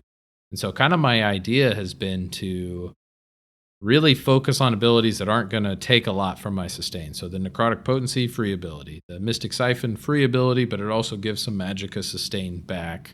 Blast Bones and Intensive Mender are on the bar. With all the passives, those abilities can get pretty cheap, pretty low cost. And then, the Scythe being the spammable and also the heal, you're kind of getting 2 abilities in one. I haven't finished kind of the full idea of what the weapon would be. One of the ideas I have would be the Vateshran Sword and Shield, where when you block or use a bash ability, it pulls everybody in. But yeah, just kind of it's not a finished idea, but I kind of wanted to talk about the idea. It's very off the wall. One of my for sure off the wall builds. What about Maelstrom Frost Staff? Be pretty good. Let's use Wall of Frost, and then you could block with Magicka if you wanted to. Ooh, that's not a bad idea. Plus, that's a flat damage buff to that, so it doesn't go off of my regular stats. Yeah, Uncle Sam says it's a little expensive. Yeah. My favorite, really, the best description of the wackiness of this build is that, me and Sam hopped on and we were, he said he had a build idea and I said I had a build idea. And so we were going to trade build ideas. And I threw this build idea at him and his answer was just so perfect. He was like, you know what? This is so not a usual build. I don't even know. He was like, I don't even know where to plug this one in on where it would fit in. He was like, I don't even know how to scale this on what would work. So that's exactly what I'm looking for what is in a wackiness build.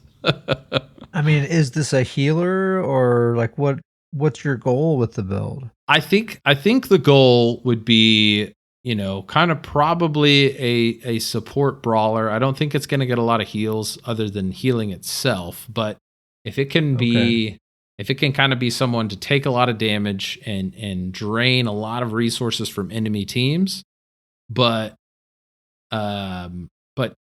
also provide enough AoE pressure that when it's in that Goliath form, the Crimson's proccing, the Scourge Harvester's proccing, that it could actually throw out a lot of damage to kind of help the team. I think that's probably where it's at. It's that kind of that brawler support.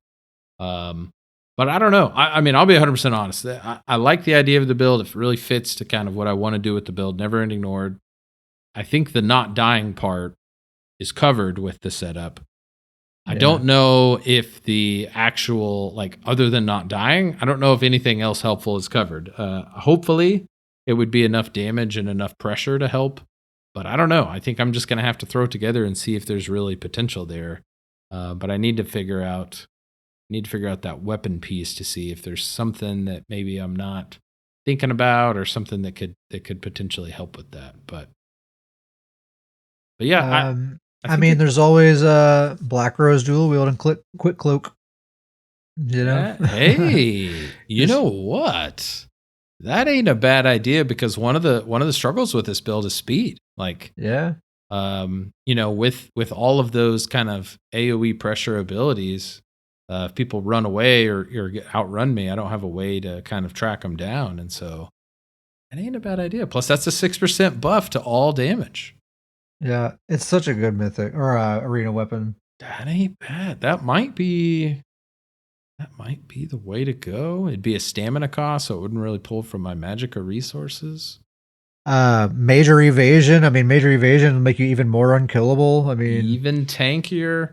Hopefully by the next episode, I'll have some testing of this, but I do love the idea of using Crimson Twilight after it's extremely unpopular now. I am all about that. As sick as we were of it at one point in time. Now nobody uses it. But I feel like with the setup, like a 12k Crimson Twilight proc, that's pretty good. Because the thing about Crimson Twilight is that you heal for 100% of the damage. So like, the reason I say the unkillable part is the Crimson Twilight proc. You're healing for 100% of that damage. Like I said, the Scythe numbers are huge. They just throw that out there as a heal. You've got the Intensive Mender up. The Necrotic Potency is another great heal. Scourge Harvester is not a bad heal, and it gives you that vitality, right? Scourge Harvester is another one where you heal for all the damage it does. And yeah, you're exactly right. You get major vitality from that, so you're only boosting major vitality. Yeah. Wow. Yeah. So I think survivability is covered. It's just, can I do enough pressure where the build is effective? Yeah, I think you could be useful with that build. Like, just kind of be like an annoying tank, just kind of get in everyone's face and draw aggro and try to take pressure off your team. We always go back to, I know you'll remember this. It's been a minute since we've mentioned it, but the most ultimate BG tank we've ever run into, right, was the old jumping skeleton. That Nightblade. Yes, we couldn't get around him. He was always in our way. He was always in front of us. He was absorbing all of our hits. If I can get something along that, where I'm taking all the hits, getting in the way, really being a shield, while also throwing some pressure out there for the team, I think this could potentially be an effective build. But I really am excited to get the build put together, just to kind of test it out, just to see, like, is this something that could work? Yeah, it's just fun just to be like, can't kill me. Yeah. I honestly, the Goliath, the 5,500 damage every second on top of the Scourge Harvester and the Crimson, I think that realistically, that's probably, when it's in the Goliath form, that's probably the only time it's actually going to be really turning the pressure on. And then it's going to be kind of more of it on the defensive side when you're not in Goliath form. But this is going to be your objective mode build, isn't it? No, I refuse. I will not have an objective mode build. If this build it'd be a perfect objective mode build. Sounds like, if this build is in a Chaos Ball match, I refuse to pick up the Chaos Ball. I won't do it. Not happening. Jor will put a standard troll tank link in there, so maybe you might get some Yeah. ideas out of it. You want to look at that? That's the biggest thing is that like the never ending part covered. I just want to make sure it's not only never ending. I want to make sure there's at least enough pressure where if you've got this build on your team, you're getting some sort of benefit out of it. So This tune is due too. It's been a while since I've yeah, done something with him. he hasn't been doing anything for a while. Yeah. Cool, man. What else you got? So we can't. It's been too long since I've talked about old Lord of Nords, my Stam DK. I miss him. It's been a full episode. I didn't talk about him last episode, so you want a full episode without getting talked about. I miss this roided out big old lug. That's right. But kind of the same thing about the last build. Kind of a different. Usually I'll come on here and talk about the build and kind of say this is what's working. I really like it. Kind of a different. I kind of want to open up the notebook for the Lord of Nords build. Just because I really blame you for this. I need you to know that you get a lot of blame for this. Okay. You're already apologizing.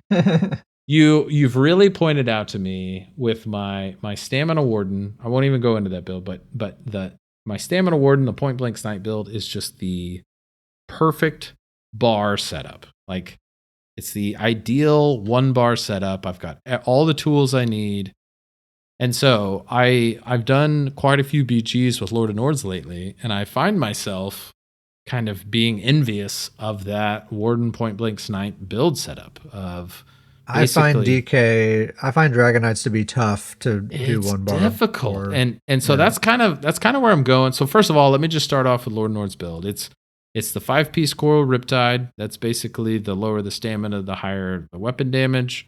And then it's 2-piece Bloodspawn, 1-piece Trainee, 1-piece Druid's Braid, and then the Black Rose Prison dual wield Spectral Cloak. And so the kind of where the envious part comes in is that on the Stamina Warden, the perfect 1-bar build setup, it's the really high damage spammable, the AoE sub assault, and then I have my Vigor heal over time, my Polar Wind burst heal, and then I have my defensive ability, the Shimmering Shield. So it's kind of everything.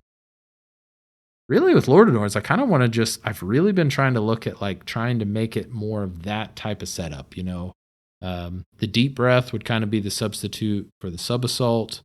The Quick Cloak is kind of my substitute for the Shimmering Shield. Coag is my substitute for the Burst Heal. And then Leap is kind of my substitute for the Bow Ult, which I know those aren't on the same page, but still high damage abilities, get ults pretty often. Not near the finishing power, but it's there. But kind of where it starts changing is that instead of Vigor, I have Whip, and I do the Molten Whip, so I stack the weapon damage. And then instead of kind of a high damage spammable, I do the Noxious Breath. And I think that's where I've really been trying to look at it is with my setup, do I want to try to swap that out to where a higher damage spammable instead of the breath as an AoE spammable, and then maybe try to swap the whip spot out. I don't know. Maybe whip might end up, maybe the other morph of whip ends up being the spam. I don't know. But those two abilities are kind of two damage abilities, and swapping one of those out for kind of an Ash Cloud. So I think Ash Cloud would be a perfect heal over time ability. And on the DK, when you use, and this is another part, I don't use an Earthen Heart ability. And we talked about these new sets coming out where I need to get an Earthen Heart ability on there. But even in the passives of a DK, when you use that Earthen Heart ability, you get that damage buff. You get that Minor Brutality, which is huge. And that's a huge passive that I don't have ability to take advantage of. And so I kind of wanted just to really, I don't have a plan. This is kind of the difference in the two builds I'm talking about is they're very open-ended right now. But that's kind of where I'm going is that with how well the bar setup is on my Warden, and it's not completely transferable, but I almost wonder if I should somehow switch out the Whip and the Noxious Breath of trying to find kind of more of a heavy, high damage spammable, and then find a way to put Ash Cloud on there. And then I could have a high damage spammable Ash Cloud and Coag for my heals, the Deep Breath for kind of my delayed burst, and then Leap for the finisher. but I'm worried that it wouldn't be enough damage. You could do just ideas. Instead of Ash Cloud, you could do the other morph of Fossilized Shattering Rocks. It Okay. heals you whenever people break out of it, so there's another heal there. Nice. And then you could use the other whip, the Flame Lash, As the spammable? as your spammable. That's what I've thought. I've thought about going Flame Lash for the spammable. At that point I'd probably have to focus a little bit more into Magicka on the build, but That's true. But I don't know if that would necessarily be a huge change because I already do Deep Breath and Coag, which is Magicka. And What if you do this? Forget the whip. Wrecking Blow. Get that major berserk. Ooh.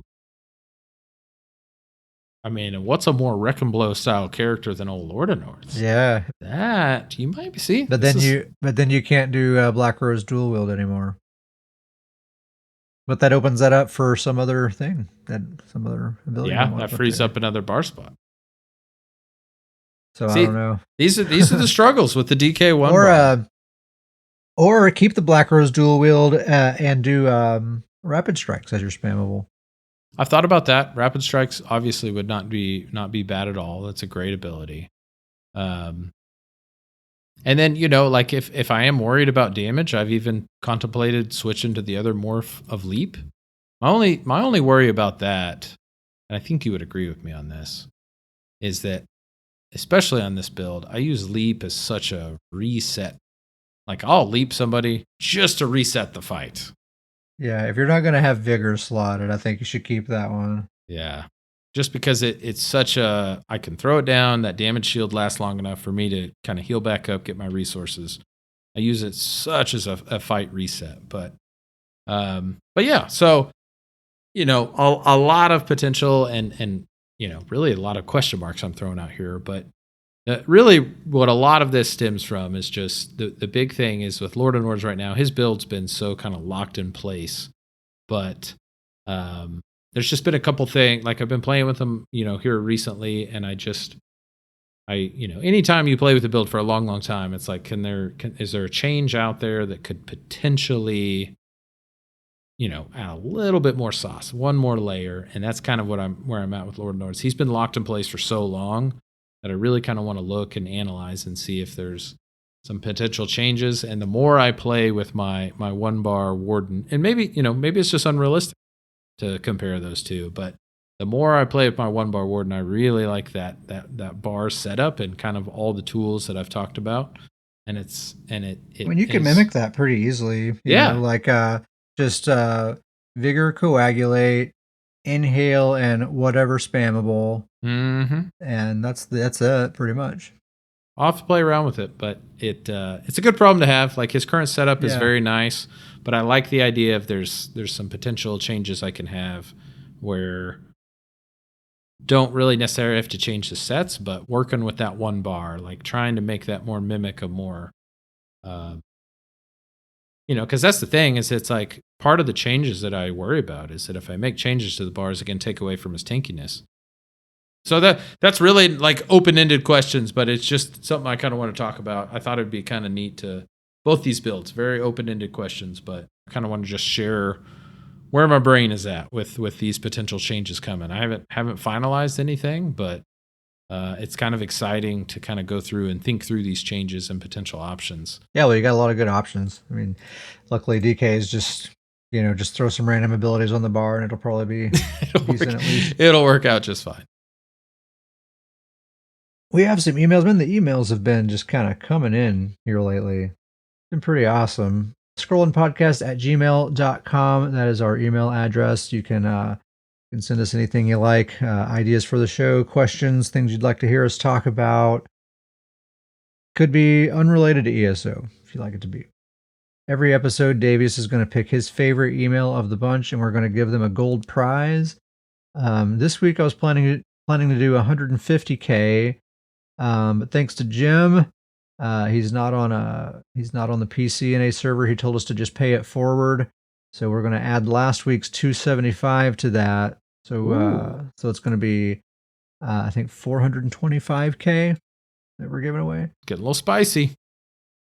You can thank Jim for that. First email comes from Dudagon. Dudagon says, "Hi. If you are currently listening to Ket read this email and you are not part of the Discord, stop what you're doing. Email scrollandpodcast@gmail.com and ask for an invite." Hey, that's great advice. Dudagon says, "Since I won 250k PC gold that I can't access, the first 5 PC NA players to join the Discord and say hi gets 50k until that runs out." We just got gold flying all over the place here. It's just, we do. it's everywhere. Gold going left, going right. So be sure and claim that, because I'm not keeping track of that. So you got to say, "Hey, give me that 50k," and then go on your way. Dudagon goes on to say, "Even if you aren't on PCNA, send that email and join the Discord. I promise you won't regret it. Well, you might if you don't like fun or Nords." I don't believe those people exist. People that don't like Nords, those people don't exist. They're not out there. Yeah. There are some people who don't like fun, but they do like Nords. There's definitely people out there who don't like fun, but nobody that doesn't like a Nord. Yeah. So there you go. That's all Dudagon has to say. So just offering some gold, 50k to the next 5 PCNA players that join the Discord. Scrollandpodcast@gmail.com. Thanks to Dudagon. GrizzlyCon leaves and rejoins Discord 5 times. It counts. Yeah, that's it. No. Oh, shout out GrizzlyCon. He found the loophole. Always finding that loophole.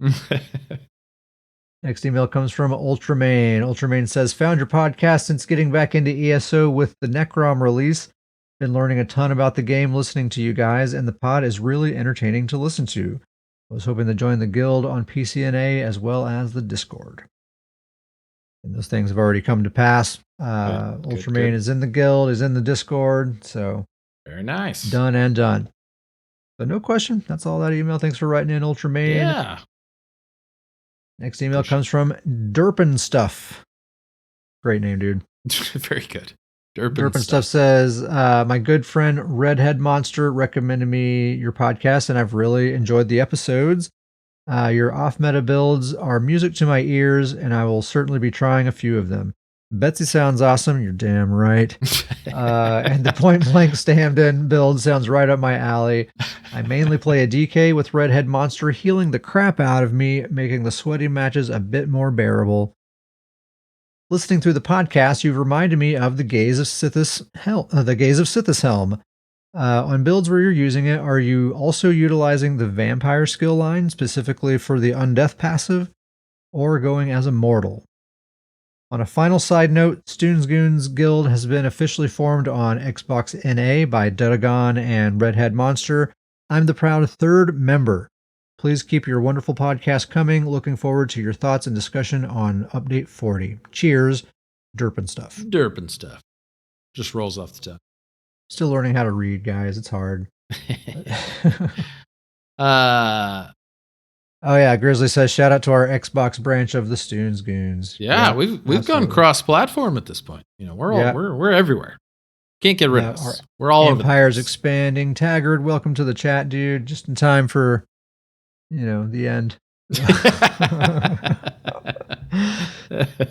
Perfect timing, dude. So to answer the question was, on the builds that we use, the Gaze of Sithis Helm, are we also using Vampire? For me, it's a mix. It's not really a factor that makes me decide on using a Vampire or not. Like, it's usually like other factors of the build that make me decide on that. So Betsy is a Vampire. She uses the Sithis Helm, but my other Templar that I talked about earlier, he's also a Templar, but he's not a Vampire. So, and he uses the Sithis Helm as well. So it's just different factors. And in fact, not being a Vampire might be a good reason to use it, because you get that extra defensive-ness that kind of compensates for not being a Vampire. Covers the passive. That's a good point. Anything to add to that? No. Once again, appreciate the email. Appreciate the kind words. Uncle Sam says 2/3 of his Sithis Helm builds aren't Vampires. And then last email comes from Jason. Jason says, "Hey guys, I look forward to your podcast. It's probably my favorite ESO podcast." What's this probably talk, Jason? I'm on Xbox EU. Look at that, Xbox EU. We're all over the place, guys. We're just spreading to all servers. He said he's holding out for server transfer options because I've already started over once when switching from PS4 to Xbox, and I really don't think I have the energy to level again and acquire gear on PC. And then Jason asked if he can have a Discord invite so he can chat about builds. ESO theory crafting is so much fun. Heck yeah. That's true. Cheers, Jason. Yeah. Thanks for writing. So just a bunch of emails, man. I had to turn people away. I had to tell people all right, man, this episode's going to be way too long. We're going to have to read yours on the next one. That's the first time I've ever had to do that. We've gone from joking about an email streak that actually didn't exist to you actually had too many emails this week. This is the first time we've ever had too many emails news to read streak on an episode. News streak. Too many email streak. Pretty awesome. I know you 100% agree with this, but it's just, we appreciate so much people emailing in and saying, there's always kind words with them. There's always fun questions. The emails here lately have been so much fun and so much appreciated. Oh yeah. I always get a major dopamine hit whenever I get a little, notification on my phone and I see that it's, someone emailing that, our Scrolling Podcast email address. I'm like, oh boy, look at that. We're a real podcast. We're real. Just awesome. We have a guild. The guild's name is Stoons Goons. It is literally. Oh wait, what? Oh no! My bad. I've got a choice to make here. I was trying to save some gold, Davey. Yeah, I saw. I knew what you were trying to do. Try the old slip it under the table. All right, fine. All right, who's your favorite? Well, I'm going to pick Ultraman, and that's mainly because, and this may, judge me if you will, send in the email if you disagree with my methods. But Ultraman's the only email that can receive the gold. So I have my wacky ways, but that's what I'm going to go with this week. All right. Ultraman, getting the golds. Call him crazy. He's got his methods. I've got my wacky ways. Don't you worry. Okay. 425,000 gold coming your way, Ultraman, next time I log in. Congrats.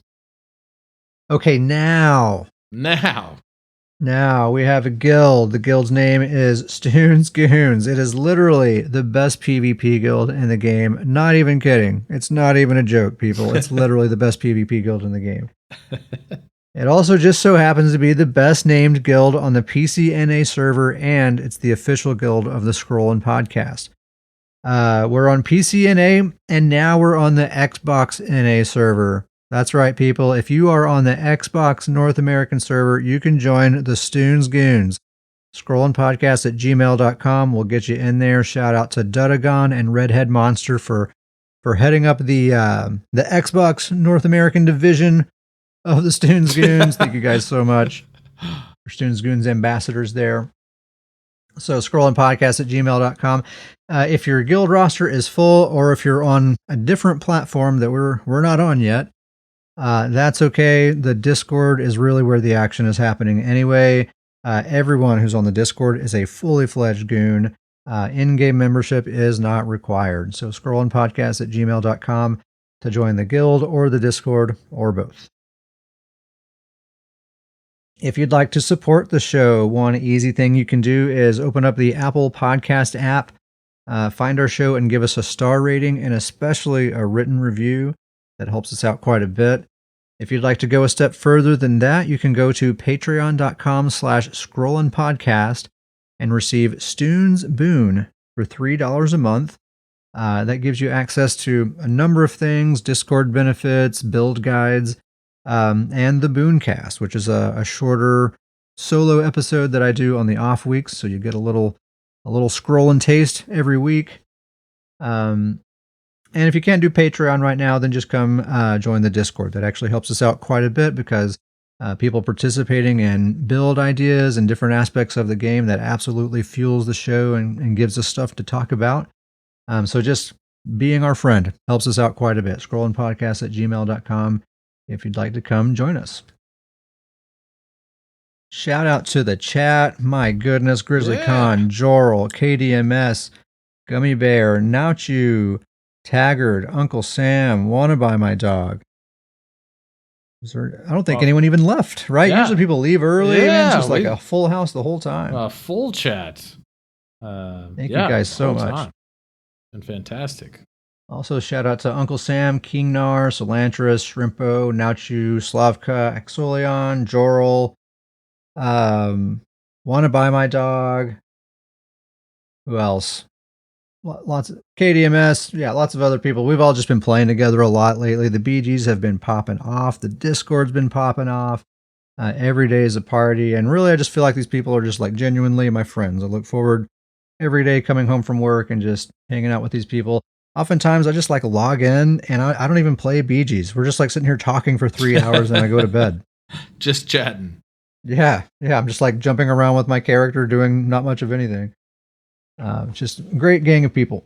Davis, you had a shout out for Dr. Professor, right? That's right. Extra special shout out for Dr. Professor. He reached out to me. He was absolutely fully set up to make a donation, bankroll us for some cool Guildhall editions. We did run into the slight struggle of you can't actually gift Crown Store items right now. We had a pretty good laugh when we got all the way to the point of what would be a cool addition. And then we realized that. But, I mean, the sentiment is there. Huge shout out to Dr. Professor and just looking out for us and always being a true goon and always hugely supportive. So still a huge shout out. Yeah, I haven't heard from Dr. Professor in a while, so I was happy to hear that you guys were talking and stuff. That was cool. Yeah. Also, shout out to the Elder Goons. Dr. Professor is absolutely an Elder Goon. Shout out to the OGs. Thank you guys all for just being our friends for so long. And shout out to our Patreon supporters, our Stoons Boon recipients, Porkbody, Toadster, Gummy Bear, Grizzly Con, Toadster, Thomas, Taggart, Mother of Dragons, Sudica. I said Toadster twice. Mother of Dragons, Sudica, Jim, Maxwell, and our newest Stoons Boon recipient, Derpin Stuff, who also emailed us this week. So, thank you guys so much. Davis, do we have anything else? I think that's everything. It's been pretty awesome. Like you said, it's We've only been talking for 2 hours, so we need to keep going. Yeah, like we're just hitting the cusp of we're just getting into the groove. But no, in all seriousness, just we were talking about just the other day the amount of support and interaction and the Discord and the emails, like just awesome. Couldn't be more happy and excited to see that happen and see what kind of the scrolling community is coming and the growth that's happened. It's been pretty awesome. It's really cool. If I do say so myself, I mean, I see people from other ESO PvP guilds, like other Discord servers. They're finding out where the cool kids are, and they're finding their way over here and really hanging out here now. We're kind of attracting people from all over, and there's just this sort of gravity that's forming here, and there's just a really cool vibe, a really cool atmosphere. I think we've done a pretty good job of kind of making it this place where, we're talking about hardcore PvP concepts and stuff like that, but it's also a very kind of beginner friendly, and generally just a friendly environment. So it's been really cool. You don't really get that with PvP guilds a lot. Often, like if you have a bunch of really amazing players collected together, there's often a lot of toxicity to deal with and that sort of stuff. But we thread that needle pretty well, I think. Yeah, pretty awesome. Okay, well, I guess that is everything. Thank you guys very much for listening, and we'll see you next time.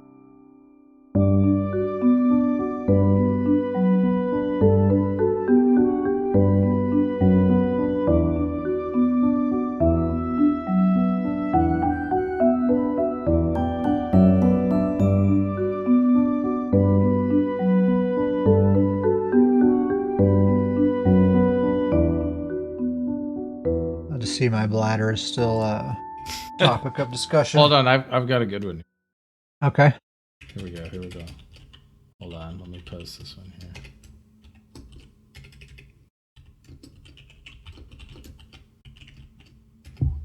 expect some good laughs for this one here.